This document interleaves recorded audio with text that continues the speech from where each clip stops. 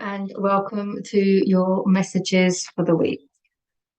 Today is Saturday, the 15th of April, 2023, and these are your messages for the coming week.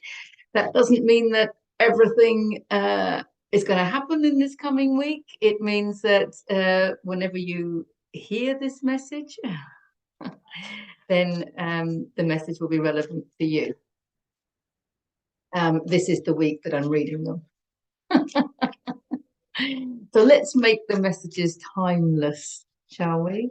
That came up actually in April's messages, the messages for the month of April. Time is an illusion.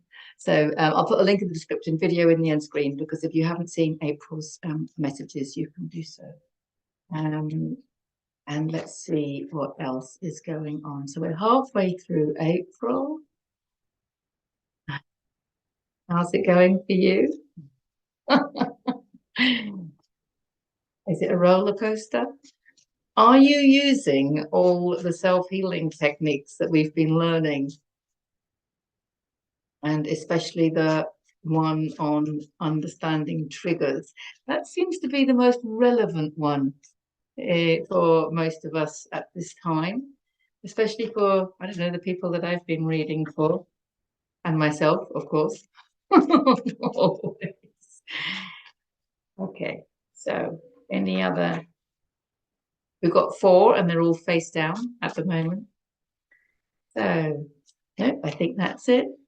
4 is our number. So we will dive straight in. Those of you that don't know me, my name is Deborah Jane Sutton, and you can find out more about me from my website at deborahjanesutton.com, from Facebook, Deborah Jane Sutton, or from this YouTube channel. Have a good browse around. I'm getting good at saying that. And I do actually want to say a quick apology, actually, because I've noticed I knew that YouTube were putting adverts at the beginning and end of my videos, right? But I've found out that they're actually putting them in the middle of the videos as well, which, you know, it's horrible to be interrupted like that. But you in YouTube land, you can't do anything about it until you have at least 1,000 subscribers. And I think it's something like 4,000 monthly views or something. I can't remember the statistics because the numbers are not kind of relevant for me.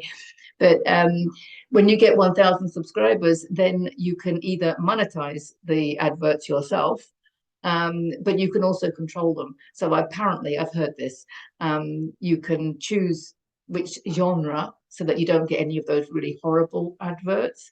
I wouldn't want people watching my videos to see those horrible adverts, but also definitely not the ones that come in the middle and interrupt. So I'm afraid when I get to 1,000 subscribers, I will control them and not have adverts in the middle disturbing you.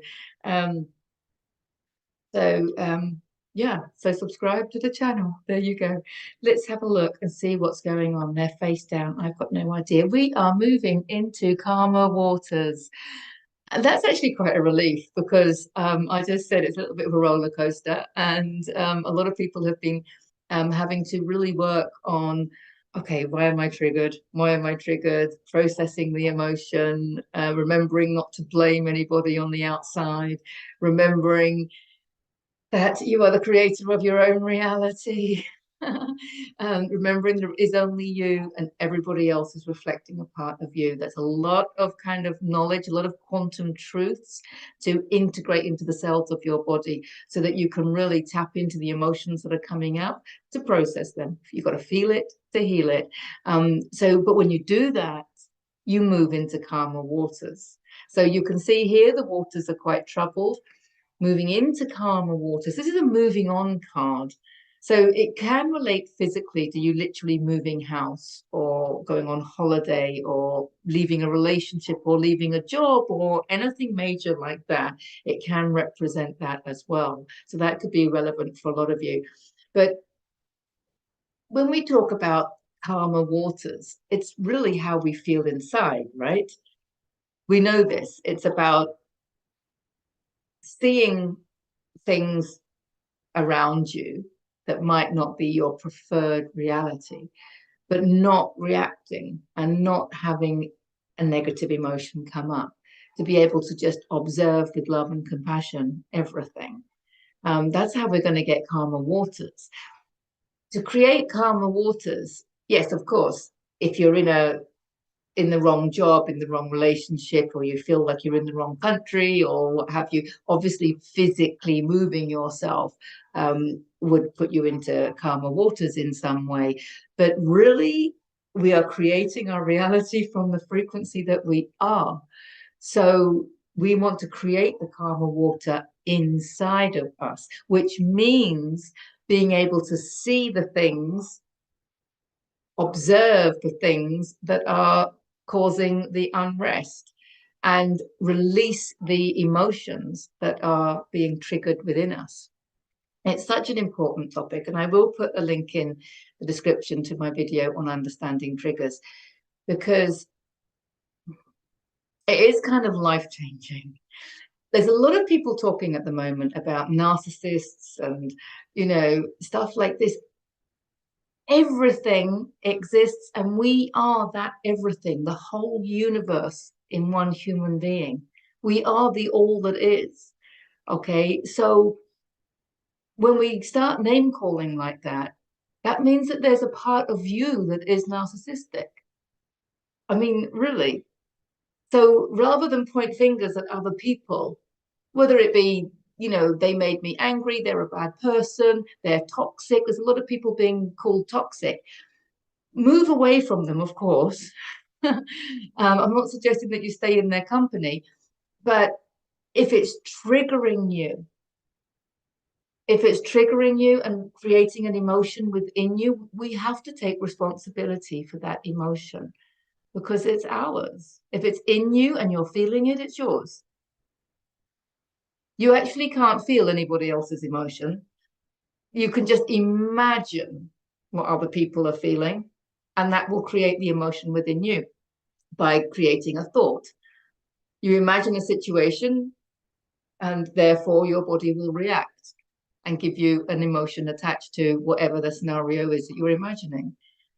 Okay, so this is why if you see something and it makes you feel bad in any way, whether it's angry, bitterness, resentment, anxiety, shame, guilt, anything, that's your emotion.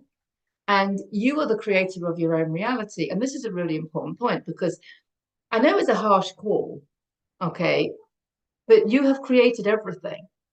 And then a lot of people will say things like, it's not my fault I'm ill, or it's not my fault I can't afford something, or it's not my fault my partner does X, Y, Z.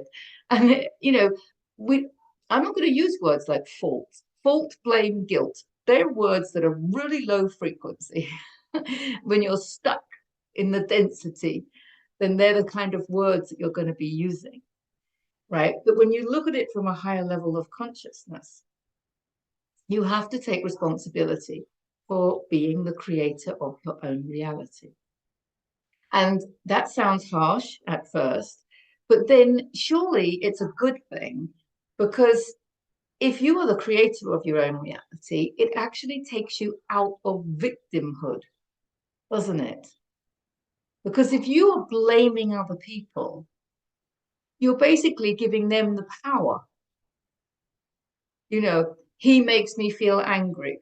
Well, you're giving him power over your emotions, or whatever it might be, whatever the situation might be. If you're blaming someone else or blaming a situation, you are taking away your own power.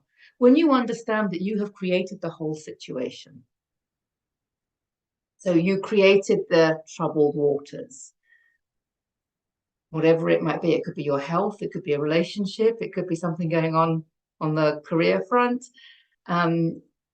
If you can take responsibility, radical responsibility, for having created it on some level, in some way, then that gives you the power to understand that you can uncreate what you don't like, the unpreferred situation, and create a more preferred, a more desired situation. So it's actually empowering if you can get your head around that, if you can get your head out of victimhood.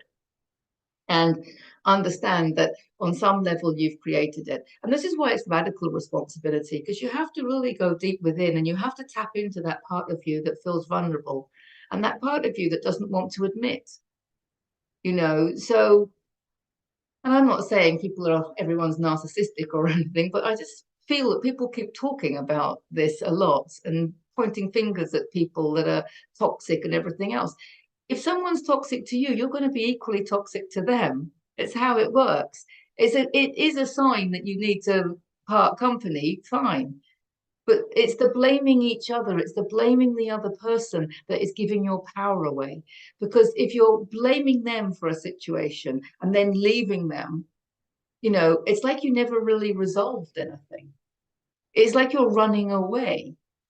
Now, this is a lesson that I learned from my lovely friend and mentor, Liz Nagel. If you don't know her, check out my section on self-mastery with Liz Nagel. It must have been every day for 2 years that she said to me, but Deborah, there is only you. There is only you. There is only you. Took a long time to sink in, I admit, but when it finally did, it's life-changing. So I'm going to do the same for you, even if you've heard me say it 100 times. There is only you. There is only you creating your reality. There is only you responsible for your reality. Everything outside of you is a holographic projection of a part of you. And I've said this before, and I've used in my understanding triggers video, I think I used jealousy as an example. So you just have a few cells of jealousy a few trapped emotions of jealousy in the cells of your body, but that will get reflected back to you. Remember, the mirror is a magnifying mirror. Okay, like one of those ones you get at the fun fairs. It's like a magnifying mirror. So you might get someone really jealous come into your life. Okay, and then you think, well, I'm not jealous like them. But on some tiny level, remember, this is magnifying it. It could be the same with anger. Someone really angry, and you think, well, I'm not angry like that. I can be angry occasionally, but I'm not angry like that. No, it's just that little cell of that little bit of anger in one of the cells of your body. It's coming up for acknowledgement. And this person is doing you a really big favor because they're shoving it in your mirror, in your face, so that you can see it and acknowledge it and know that it's within you. There is this other famous saying that I am not what you think I am. You are what you think I am. I'm going to say that again because it is really, really powerful, that one. I am not what you think I am.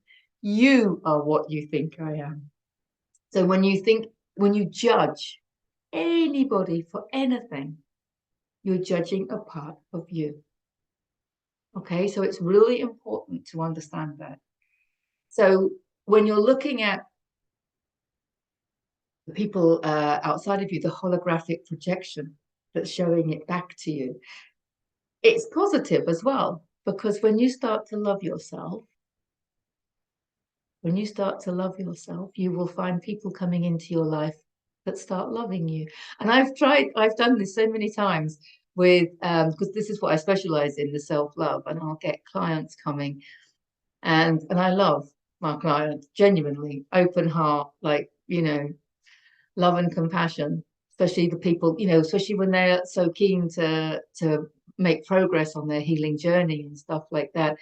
And often I will say to them, I love you. I'll tell them genuinely and openly and honestly that I love them. And I see them start crying a little bit. And it's because they don't quite love themselves. They don't quite love themselves, but they've started on the journey of loving themselves. So they're going to come across more people that are going to love them. And obviously, I'm one of those people.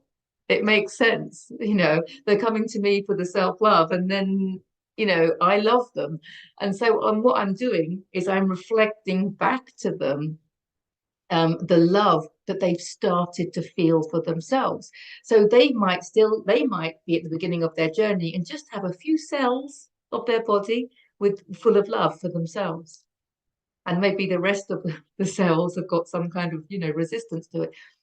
But that few cells, will get magnified by me going, oh, I love you, and hugging them and what have you. So it works both ways with the positive stuff as well. That's why when you start loving yourself, you will find people in your reality that will start loving you back because they are projecting it back. They are a holographic projection of your self-love. So when you start doing that, you'll have opportunities and jobs and all sorts of things coming to you at a higher frequency, with more joy and more love, because that's what you have, because you have a higher frequency and you have more joy and you have more love. Okay, so that's the flip side to it all. And when you do that, of course, it's a beautiful, you can spiral up. People talk about spiraling down into depression. Well, you can also spiral up into love and joy and peace and harmony and more tranquil waters. So back to the card, because I have three more. Come on, Deb. um, so basically, to move into more tranquil waters, it can be physically, but it also can be emotionally, so that you're triggered, you're not reacting to the person outside of you. It's only a holographic projection anyway, and you're just going to focus on feeling the emotion, feel the emotion that's coming up, keep your body relaxed, close your eyes, put your consciousness on that emotion. You might feel it moving, you might feel it intensifying, but it's going to move, and it's going to move out of your energy field because you felt it. And the reason it's stuck in your energy field is because you didn't want to feel it. It could be a past life, could be inherited, it could be from childhood, a lot of childhood trauma that we don't remember, a lot of childhood emotions that we didn't process because we were told you can't be angry, we were told we shouldn't cry, we were told all sorts of things. Okay, so when it comes up, it's easier to push it back down, isn't it? But the trouble is, when you push it back down, it's going to make you sick in the long run. It's only going to come up again later, isn't it? So you might as well feel it. That's what the Great Awakening is all about, feeling it to heal it all. So yeah, so moving into tranquil waters is an internal job. It's an inside job, I want to say. Moving into tranquil waters, inside job. Let's see what the second card is. Reflecting on everything that you have done and everything that you have accumulated. So this is a reminder. He's looking at his stockpile. Okay. Pentacles is typically money, but it's also your abundance, your love, your resources, your time, your energy, everything. And he's looking at how much he's accumulated. So for those of you that are worried about money, he's come to say, you have enough. You have enough. You might not have enough to live the dreams that you were programmed to live. I'll say that again. You might not have as much money as you need in order to fulfill the dreams that you were programmed to have. We were all brought up to think that success looked like a big house, big car, traveling here, doing whatever, having all this material assets and stuff. If that's not meant to be for you, if it's for you, then it won't go by you, right? But a lot of people have been striving for all of that, and it's not actually what their soul wants. Their soul probably, in a lot of cases, everyone's different, of course, but in a lot of cases, souls just want a more simple life, smaller house, less to clean, I don't know, less to heat up in the winter. Or it could just be a simpler life, want to walk to work, or I know a lot of people that are downsizing, and releasing all the clutter, releasing stuff that we don't need, stuff that isn't serving us. It works on a physical level, remember, and an emotional level, which is what we're doing with the figure work, and a mental level, because we're releasing all the expectations and the negative thoughts.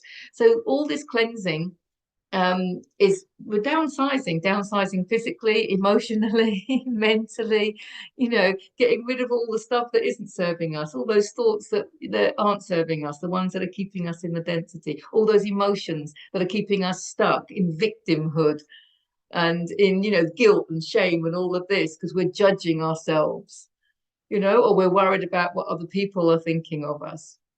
So it's about cleansing all of that out and realizing that you have enough love to get going. You have enough money to do whatever it is your soul wants you to do. Might not be what your parents want you to do. Might not be what your spouse wants you to do. It might not be what your teachers told you you were going to do. I don't know. But what your soul wants you to do, this is an important message, I think, coming in for all of us. I'm listening to it too. That what we have enough money, we have enough time, we have enough energy, and we have enough resources to do what our soul wants us to do. Yeah, let's sit with that for a while. Yeah, that's what he's saying. He has a stockpile, he has everything he needs. And it can be knowledge as well. I want to stick knowledge, education. I want to stick it in there as well because it's not, we're moving away from the need to have qualifications in everything. Just learn yourself how to do things that you want to do. Like if you want to read tarot, go and find a tarot course online and study it. You don't have to prove to anybody, oh, here I have a certificate, I can do that. No, you're following your soul. Okay, so this is about you having the knowledge. So there might be some people, I think some of you might be thinking that you want to leave the day job, or you want to start a new hobby, or you want to start maybe selling what you're creating, or you want to move on in your soul's desires, but you might be thinking that you don't know enough. You're not good enough. You need to study more. It's okay. Just start putting it out there and learn on the job. Okay? Things don't have to be perfect. They can evolve with you. It's like the workshop I did this morning. It's the first time I've done one on that scale in person. It's the one I used to do online. And so it was a bit disjointed because it was a group of people and some had done this and some had done that. And it was the first time I did it. And I got some really good feedback, really positive feedback. And I also got some constructive feedback, which was really useful. And I'm really grateful for it. Things don't have to be perfect. Get it out there if that's what your soul wants you to do. And you can just learn on the job. Does that make sense? Because you've got enough. This is saying that you have everything you need. So you do have enough understanding and enough knowledge to get your stuff out there. You do have enough artistic ability, musical ability. What is it? Experience, whatever it is that you need in order to do what you want to do. You have enough of it to get going. Because a lot of us just want to be perfect before we even begin. Done is better than perfect. I want to say done is better than perfect. And I'll tell you what helps with this. I'm going to go back to what I've just said. There is only you. And this is where I found that life-changing. Because if there is only me, right? If I have doubts about what I'm doing, and that could have been what happened this morning. If I had some doubts because it was the first time I'd done it that way, then those doubts are going to be reflected back to me in the holographic projections in my reality. You see? So it's really important just to understand that there is only you. So what's the worst thing that can happen by putting yourself out there, doing what it is that you want to do? People are only going to criticize you if you criticize yourself. But if you don't judge yourself, it's not about being perfect. It's about not judging yourself for not being perfect. It's about understanding that you are the creator of your own experience and you are just creating and you're creating for your own benefit. So every experience is a learning curve. And then you can see it positively. Oh, I'm going to do it this way next time. I'm going to do it like this next time. And it's all just a creation. There is no right and wrong. There is no good and bad. There is no right way to be. There is just creating. We are just creating. We're creating from our hearts. We're doing what we want. We're doing what we love. We share with other people. It's beautiful, And if you do something that you perceive as being wrong, if we stop judging things as right and wrong, you're not doing anything wrong. There might be a better way to do something. Okay, next time do it better. You don't have to judge that way or this way. You just, oh, I created this and now I'm going to create that. We can look at it like that. Oh, I created it like this. Okay, I'm going to try creating it like this next time. No judgment, no self-criticism. There is a bit of self-criticism. Look, she's all tied up. and the swords are going down, you know, so we're meant to be going into calmer waters, but something's making us still feel like this.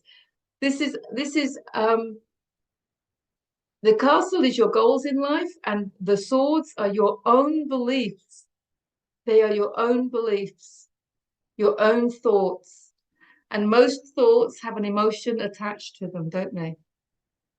So she's feeling really restricted. She feels like she can't do anything. So he needs to be talking to her.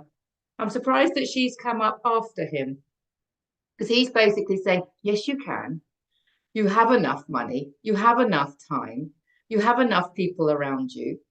Yes, you don't need to feel tied. That's only you that's tying you up in knots and feeling restrained and restricted and controlled. She's letting other people govern her, isn't she? She's worried about what other people think. And the last card is the Death card, which is the card in tarot with the greatest capacity for transformation. She's got a choice, hasn't she? She can stay controlled and governed by others, or she can understand that she is the creator of her own reality.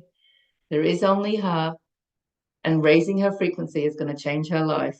It's going to change her life so much. Horses, positive movement forward. This is a very powerful card. It could be the end of the job, the end of the relationship, remember. It could be the moving away from whatever country. A lot of people are moving countries at the moment. It could be whatever the physical moving away is, but it's also connected to what we were saying about understanding triggers. It is life-changing. It's like having a permanent, constant self-healing technique that you're just working on yourself all the time. You look at something, you have a thought, you have a judgment about it. It could be positive or negative. You look at anything, wherever you go, you have a look and then you make a judgment, right? That thought has an emotion attached to it. So if it's not a nice feeling, if you have a thought and it's not a nice feeling, can you think another thought? Release the judgment. If you release the judgment and you release the thought, you release the emotion that is attached to it.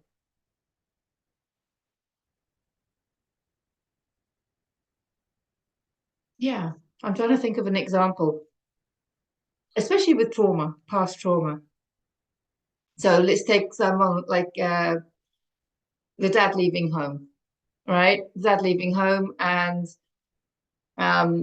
if you view that as being wrong, he abandoned me, he didn't love me, he should have stayed, he should have done that, he's wrong, he's bad, he's guilty, you know, all those emotions that you're feeling, rejection, you know, grief, is all attached to this thought that he shouldn't have done what he did. Could be in all areas of life. If you can just change your thought and go, okay, it wasn't working out. Okay. So he went and did what he thought was better. That's fine. And, you know, the mother was happier or whatever was happy. No judgment. Let's have no judgment about it. It's just what happened. It's fine. And when you change your thought like that and you change your judgment of it, the emotions go. So he's not guilty. He's not bad. I'm not rejected. I don't feel abandoned. You know, I'm not suffering from grief. I can reach out. He didn't leave me. I can reach out. You know, it's like that was just one example. I'm trying to encompass all possible cases. But you'll know what I mean. There'll be situations in your own life where you've got a judgment about someone or something, and that judgment is a thought and it's got a negative emotion attached. And if you change your judgment of that person or that situation, the emotion will change. That's what this is about. Massive transformation when we take radical responsibility for the emotions that we're feeling inside of us. And we thank the people on the outside of us, the holographic projection that acted as a mirror. So we have this mirror, and it's like really an amplifying mirror. But if you want to change something in that mirror, let's say you have a spot on your face and you're looking in the mirror, you see that spot, you don't like it. And I want to change that, right? And so you try and change it in the mirror. You can't change it in the mirror. You have to change it on you. You have to change it on you. And then it will change in the mirror. So you have to deal with what's coming up. You deal with it. It's your spot. It's your emotion. Feel it to heal it. Or do whatever you do with spots, I don't know, to heal it. And then you look in the mirror and it's not there anymore. So you're no longer triggered by whatever it was. You see? I hope that helps. I hope that helps because it's such a powerful place to be when you can take that radical responsibility for the emotions that you're feeling, even when the mirrors around you, the holographic projections around you, they are doing a really good job, aren't they, of making you feel those emotions that are coming up. It's your emotion. Feel it to heal it, process it, feel into the intensity. Check out my Lessons in Awakening. I have more videos on there about how to master your emotions and ways to process the emotions if they're lingering, shall we say, or if they're coming up once too often. Check out that. So, wow. Interesting one for this week. As always, more homework. I will put a link in the description to the how to detach from your thoughts. And I'll put the video in the end screen because I think that's relevant for today's reading as well. Have a fantastic week. I love you all, and I will see you in the next video. Bye for now.